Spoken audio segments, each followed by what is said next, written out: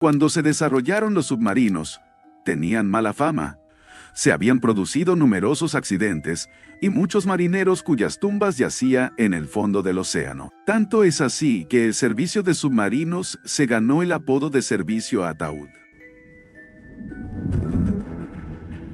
En 1939, uno de los peores incidentes acrecentaría esta reputación. Esta es una historia horrorosa, y como siempre, se recomienda discreción al espectador. Entre el final de la Primera Guerra Mundial y los primeros disparos de la Segunda Guerra Mundial, las armadas de todo el mundo desarrollaron y probaron incansablemente la tecnología submarina. Hasta entonces, librar una guerra submarina se hacía con medios primitivos.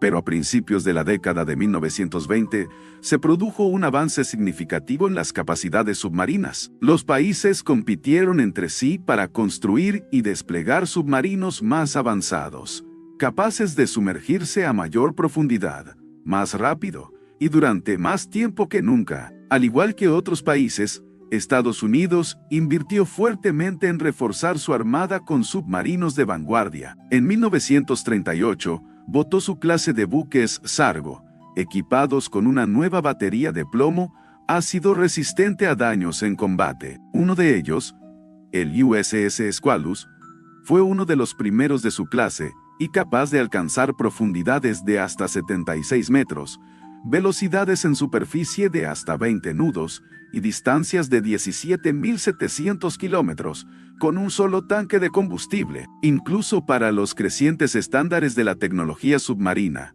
el Squalus y su buque gemelo, el USS Sculpin, eran más avanzados de lo que eran para su edad. Fueron diseñados en vísperas de la Segunda Guerra Mundial para cortar el comercio con Japón, y podían escapar de los aviones enemigos sumergiéndose completamente en menos de un minuto mientras operaban a toda velocidad, algo que ningún otro submarino podía hacer. Una vez completado el Squalus, la Armada inició una serie de inmersiones de prueba para garantizar la seguridad de su diseño y la capacidad de sus componentes para soportar todas las exigencias. Este proceso de prueba fue algo que los países tomaron muy en serio, ya que un total de 825 hombres de 18 submarinos de varios países murieron en accidentes de submarinos entre 1921 y 1938. Como resultado, la navegación submarina se ganó el apodo de servicio ataúd por parte de los medios de comunicación y el público.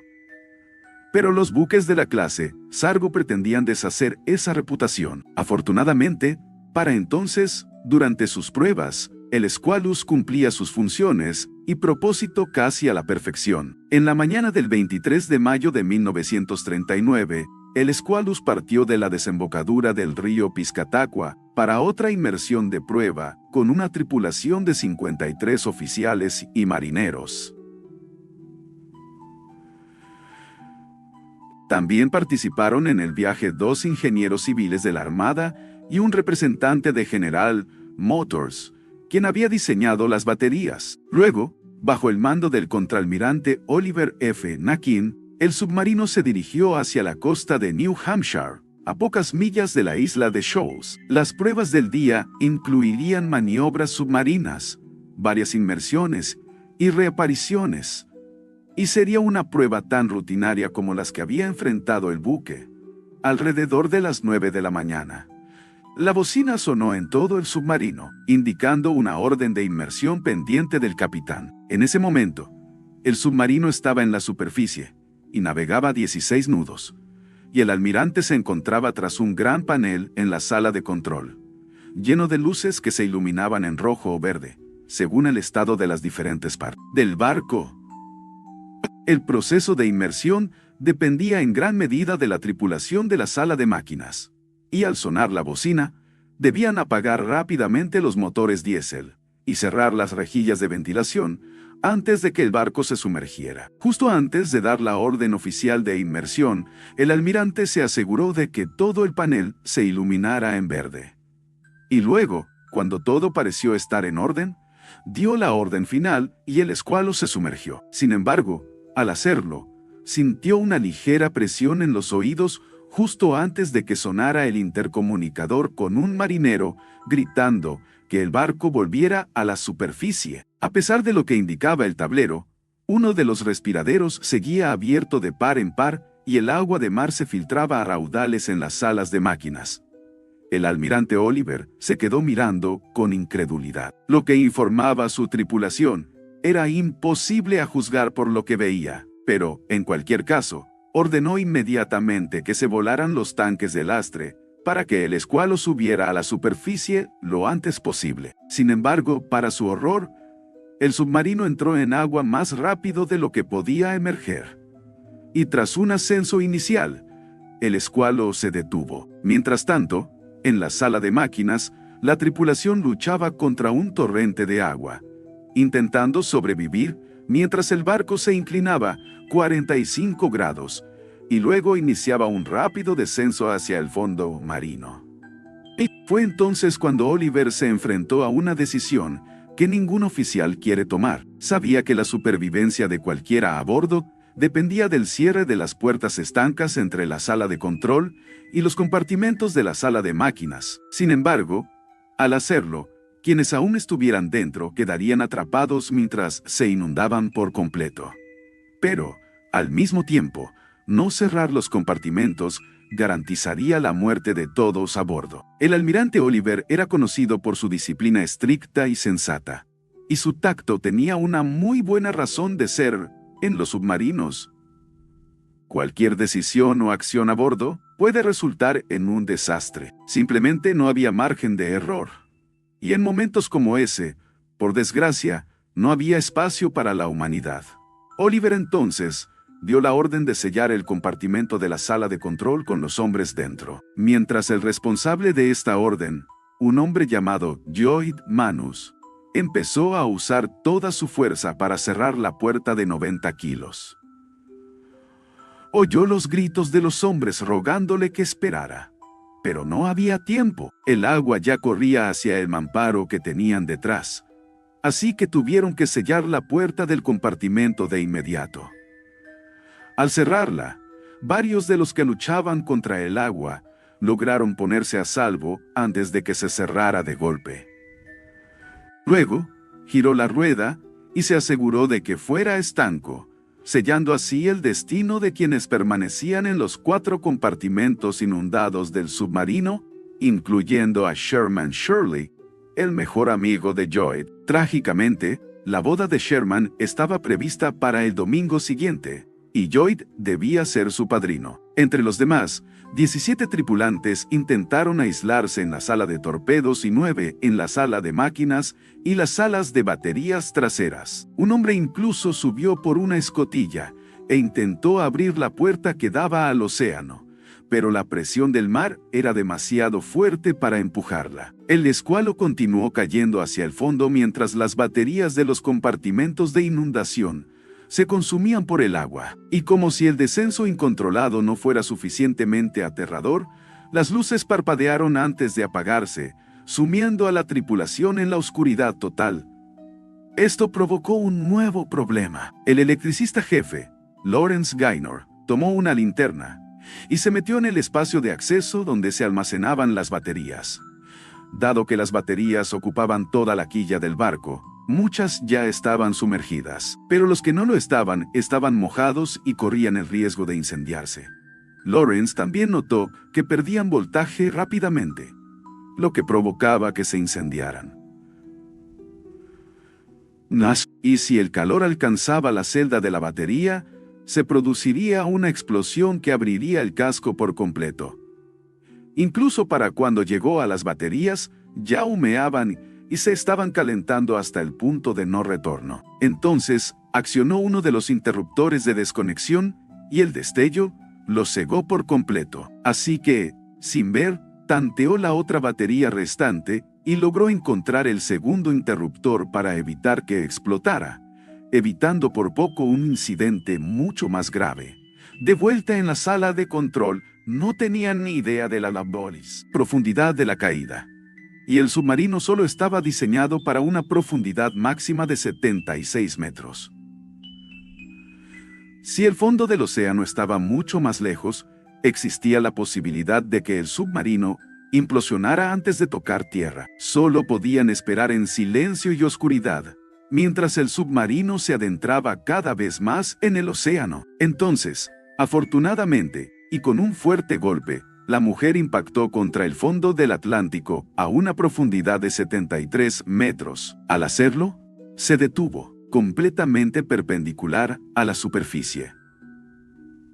Los 33 supervivientes quedaron atrapados en la bolsa de aire que habían creado al sellar el resto del submarino. Sin embargo, a pesar de lo que debería haber sido un caos, no necesitaron ni un instante para asimilar la realidad de su situación. Su entrenamiento se puso en marcha, y quedar atrapados en el fondo del océano era una situación que simulaban a menudo. Así que cada uno conocía su papel y comenzó a actuar. La primera tarea del submarino consistía en señalar su ubicación mediante la liberación de una boya sujeta a un cable. La boya no solo ayudaría a los rescatistas a localizarlos, sino que también facilitaría la comunicación entre el submarino y la superficie a través del cable. Además, el Squalus podía disparar bengalas y bombas de humo para llamar la atención de cualquier persona en la superficie. Mientras realizaban estos procedimientos, los hombres no podían evitar preguntarse si alguien en los otros compartimentos habría sobrevivido. Así que uno de ellos agarró un martillo y empezó a golpear las vías respiratorias que se dirigían al fondo del pasillo. Si alguien estaba vivo, responderían haciendo lo mismo. Así que, tras varios martillazos desde la sala de control, contuvieron la respiración para poder oír incluso el más leve golpe. Pero no hubo respuesta.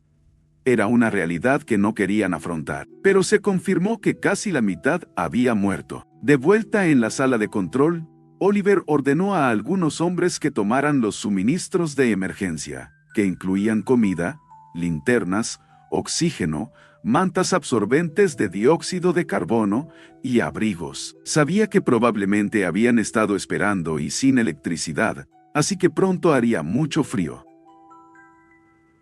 Una vez resuelto esto, Oliver centró su atención en la siguiente amenaza para la supervivencia: el suministro de aire. Considerando el número de supervivientes, calculó que probablemente habría suficiente aire para 48 horas antes de que todos murieran asfixiados. Eso parece tiempo de sobra para ser rescatados y regresar a tierra firme en New Hampshire. Pero lo más prudente fue conservar todo lo que pudiera prolongar ese tiempo.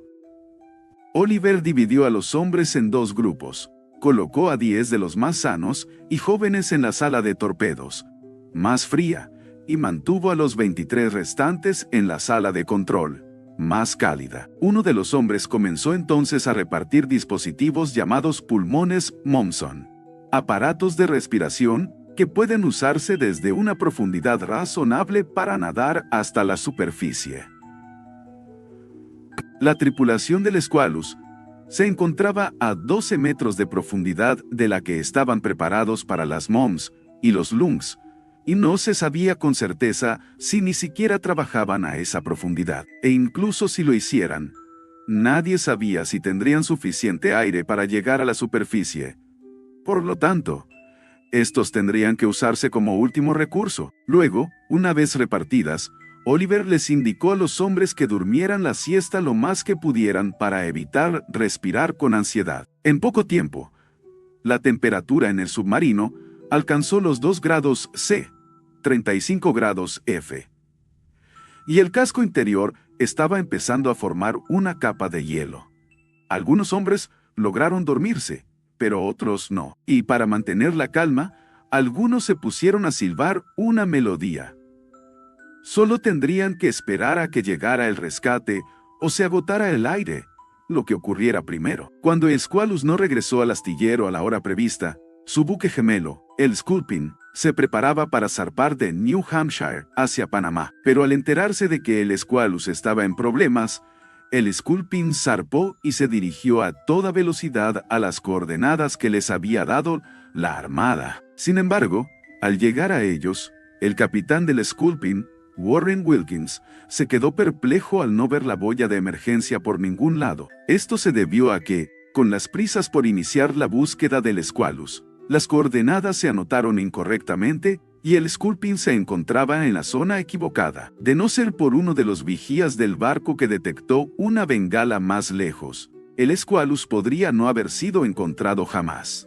Por suerte, no fue así, y Warren dio la orden de dirigirse en esa dirección. Al acercarse, avistaron la boya y se acercaron. Bajo el océano, en el Squalus, la tripulación oyó el sonido de un motor de submarino, y la moral se elevó al máximo al saber que habían recibido ayuda. Momentos después, se escuchó la voz de Oliver dentro del Sculpin. Saludó, y alguien respondió de la misma manera. Pero un segundo después, el teléfono se cortó. Mientras los dos capitanes se saludaban, una ola rompió el cable de la boya, y el Sculpin perdió rápidamente la pista del Squalus. Durante horas, el Sculpin tuvo que arrastrar un anzuelo por el fondo del océano, con la esperanza de encontrar el submarino. Finalmente lo encontrarían, pero esto les costó rescatarlo por un tiempo precioso. El Sculpin conectó entonces una nueva boya y esperó refuerzos de otras naves. En lugar de usar comunicación directa, usaron código Morse para comunicarse entre sí, y el Squalus comunicó el número de supervivientes en el submarino. El Sculpin introdujo ese código para las letras RT. Oliver supo de inmediato lo que eso significaba y esperaba oírlo en algún momento. CRC significaba Cámara de Rescate Submarino, y solo había una disponible en la costa este. Por pura suerte, coincidió con Connecticut en el momento del hundimiento del submarino. Y un barco llamado Falcon ya se dirigía hacia el Squalus. Esta cámara de rescate submarina de 9 toneladas se asemeja a una copa de vino invertida. Y como su nombre indica, podía transportar a la superficie a los supervivientes de submarinos averiados. En el interior, la cámara está controlada por 2 tripulantes que la guían hacia abajo y conectan su fondo a una de las escotillas del submarino mediante una junta de goma estanca. Desde allí, se abren las puertas de las escotillas de ambos barcos y los supervivientes simplemente suben por la escalera hasta la cámara, que los lleva a la superficie. Sin embargo, en aquel entonces, este no era un método probado para rescatar a la tripulación de los submarinos. El CRC solo se había usado en pruebas, así que esta sería la primera prueba real de su funcionamiento. Alrededor de las 4:30 de la mañana siguiente, el Falcon llegó a Squalus. Y justo a tiempo. A medida que los supervivientes del submarino se acercaban a las 24 horas de vida, Oliver comenzó a racionar el oxígeno. Periódicamente, ordenaba la liberación del oxígeno de emergencia almacenado, y lo dejaba correr unos instantes antes de volver a cerrarlo. Con esto, esperaba extender el suministro al máximo, pero el impacto en los supervivientes también fue evidente. Mientras el halcón se preparaba para el lanzamiento del CRC, los 33 supervivientes sufrían dolores de cabeza y náuseas, algunos de los primeros síntomas de hipercapnia o intoxicación por dióxido de carbono. Si esto se prolongaba demasiado, podría ser fatal. Con el tiempo, un paciente con hipercapnia simplemente caía en la inconsciencia y no despertaba. Desafortunadamente, ponerse a sí mismo y a sus hombres al borde de la hipercapnia era lo que Oliver sabía que los mantendría con vida el mayor tiempo posible. Para entonces, la otra gran preocupación en el submarino era la hipotermia. Dado que algunos hombres habían escapado de los compartimentos inundados antes de que fueran sellados, permanecieron empapados y a temperaturas cercanas al punto de congelación en la superficie. El Falcon bajó el CRC al agua y la cápsula inició su descenso junto con un buzo de apoyo. Parte del procedimiento para asegurar el CRC a un submarino consistió en conectar un cable desde la cámara de rescate hasta la escotilla. Y, por simple que parezca, era uno de los trabajos más peligrosos para los buzos. En la década de 1930, el equipo de buceo experimental de la Marina acababa de empezar a probar diferentes mezclas de helio y oxígeno que los buzos podían respirar a más de 33 metros, 100 pies. Se suponía que estas mezclas reducirían la aparición de narcosis por nitrógeno. Si has visto los numerosos videos de buceo en cuevas del canal, probablemente estés muy familiarizado con este concepto. Pero cuando se llevó a cabo este rescate, gran parte de este proceso apenas estaba en sus inicios. Para quienes no lo conozcan, a medida que un buceador desciende respirando aire normal, el aumento de la presión del agua hace que el nitrógeno se vuelva narcótico.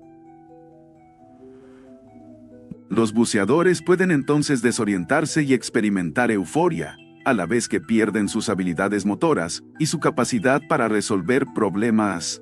Obviamente, a tanta profundidad bajo el agua, es el último lugar donde uno desea experimentar esto. Pero respirar un gas con una menor concentración de nitrógeno a profundidades superiores a los 30 metros puede prevenir o reducir considerablemente el impacto de la narcosis en un buceador. Desafortunadamente para los buzos que ayudaron en el rescate de escualos, estas mezclas de gases no se usaban de forma generalizada. Por lo tanto, el tiempo máximo que podían permanecer a una profundidad de 73 metros era de tan solo 20 minutos.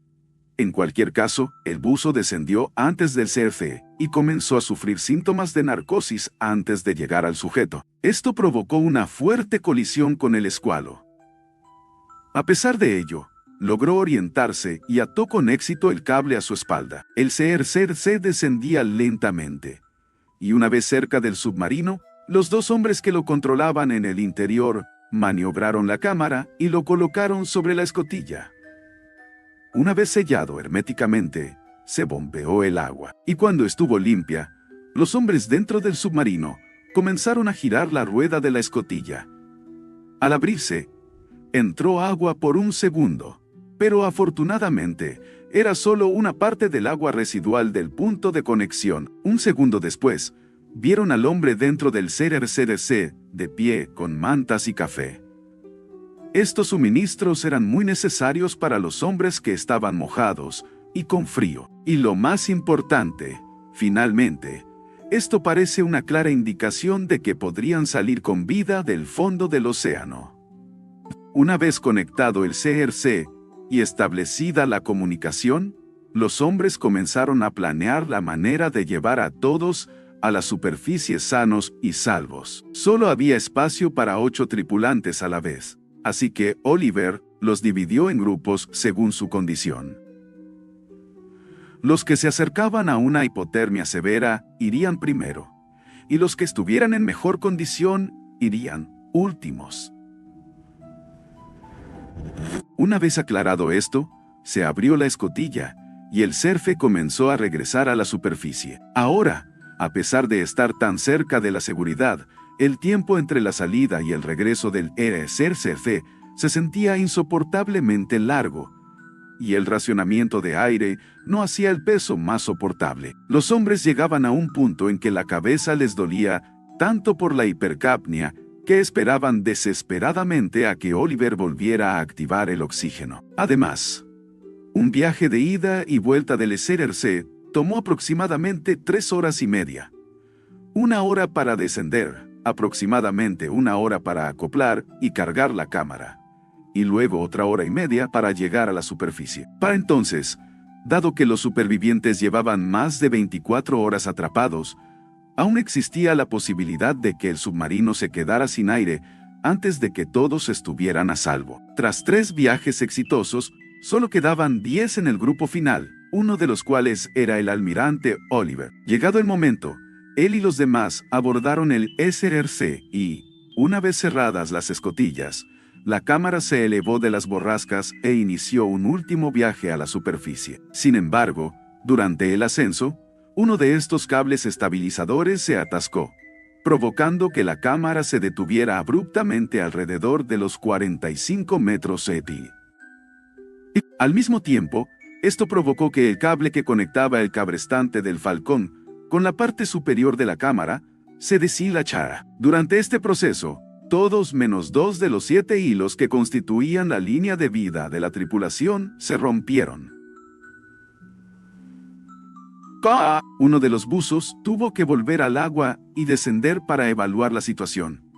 Y se dieron cuenta de que sería necesario cortar el cable estabilizador para que la cámara ascendiera. El problema residía en que este cable era crucial tanto para guiar la cámara hacia y desde el sujeto, como para evitar que se balanceara y girara en el océano. Sin embargo, al no tener otra opción, se cortó el cable y la cámara comenzó a girar sin control.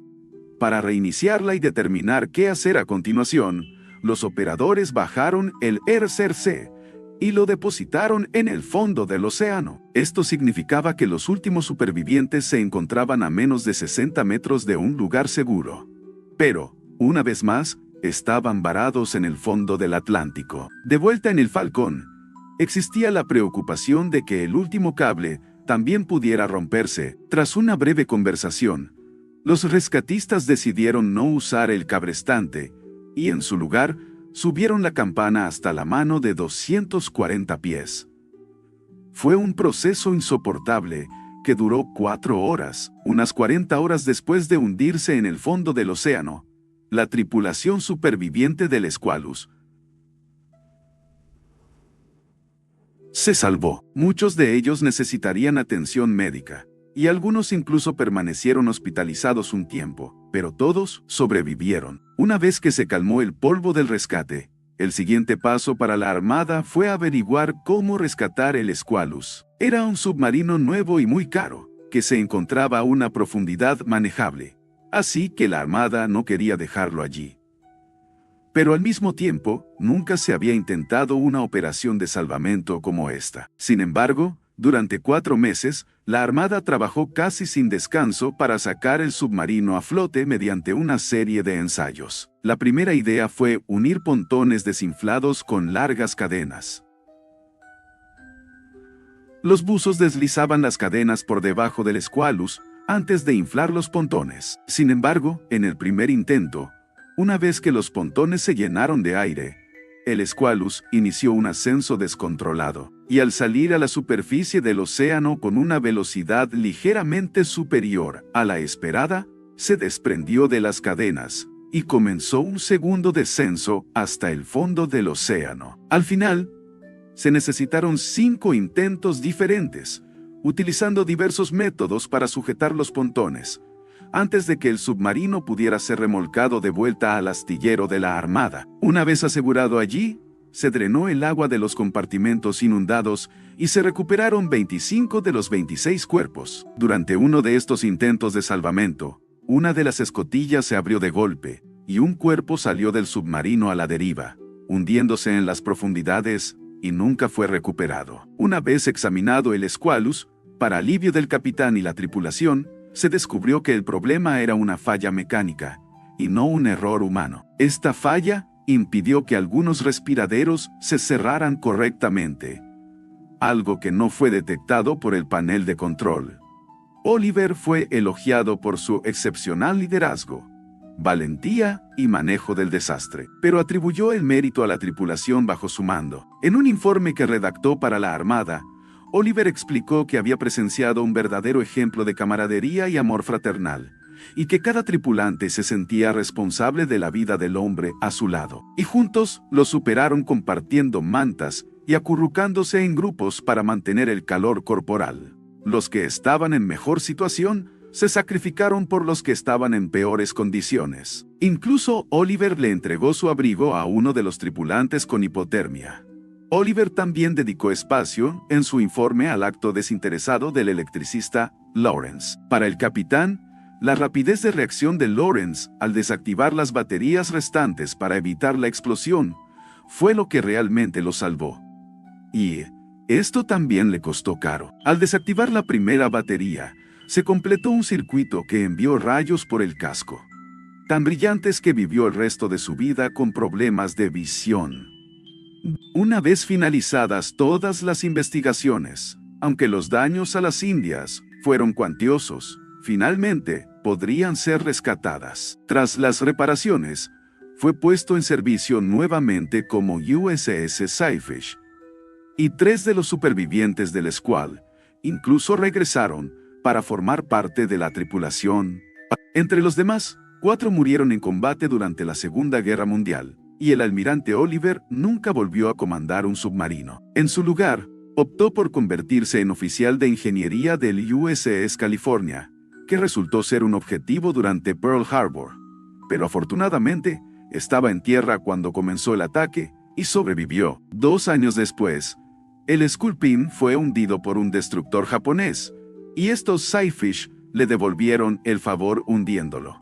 Prestó un servicio admirable durante la Segunda Guerra Mundial y fue dado de baja poco después. Y más de 80 años después, el rescate y la recuperación del Squalus y su tripulación sigue siendo una de las operaciones más desafiantes de la Armada. Hasta el día de hoy, el increíble esfuerzo de Oliver y la tripulación forma parte del Manual Oficial de la Marina sobre Rescate Submarino. Si has llegado hasta aquí, muchas gracias por ver el vídeo. Si tienes alguna sugerencia para una historia, no dudes en dejarla en los comentarios. Espero verte en la próxima.